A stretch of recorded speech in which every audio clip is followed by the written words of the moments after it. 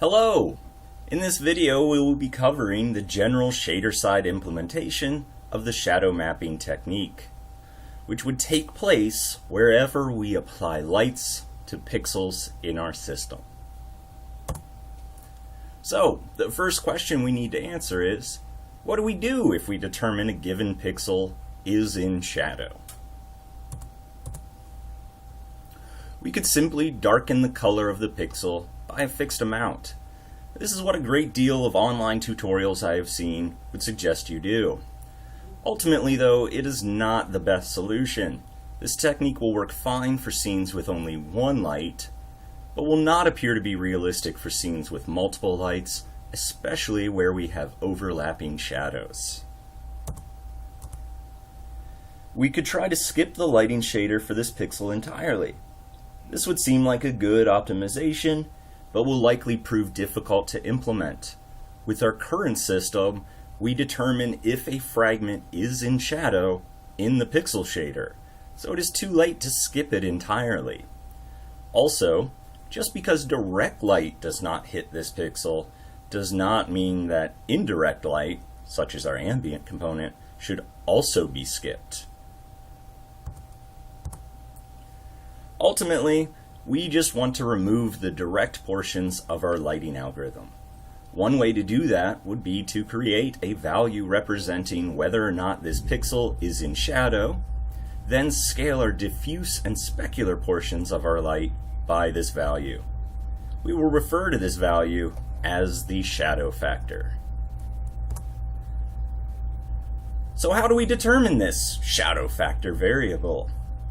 This value will ultimately be in the range of 0 to 1, but for now we can think of it as being Boolean, either 0 or 1, where 0 means the pixel is in shadow. To calculate this value, we can start by setting it to 1, then if the given pixel's depth from the light is greater than what is stored in the shadow map, set it to 0. Generally speaking, we should try to avoid branching in shaders. This particular branch is fairly benign, and our optimizer would likely remove it for us, but it makes for a good example of how to avoid branching. Remember, our comparison operators return Boolean values. A Boolean value still has a numeric representation, either 0 or 1. Hey, that is what we want for our shadow factor anyways. So we can just set the value equal to the comparison like this.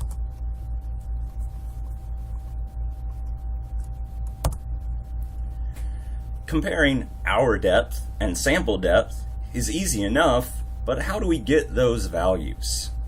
For our depth, we will need to find the pixel's position in light space. This would mean, where is the pixel relative to the light?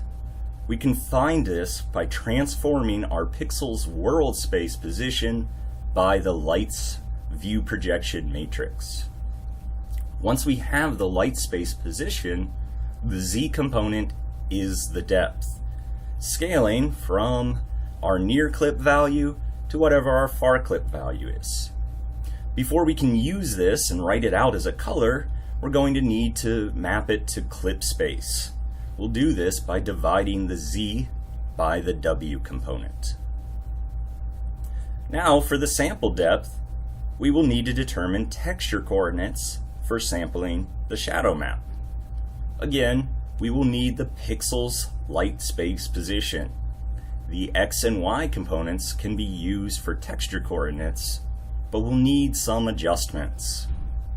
We start by dividing both the X and Y by the W component to put them into clip space, which would range from -1 to +1. Next, we will map this range to 0 to 1. Then we can use these values as texture coordinates into our shadow map and find the sample depth value we were looking for. In this video, we have discussed the general case technique for determining if a pixel is in shadow. In the next video, we will begin discussing how the view projection matrices can be built to represent a light's perspective.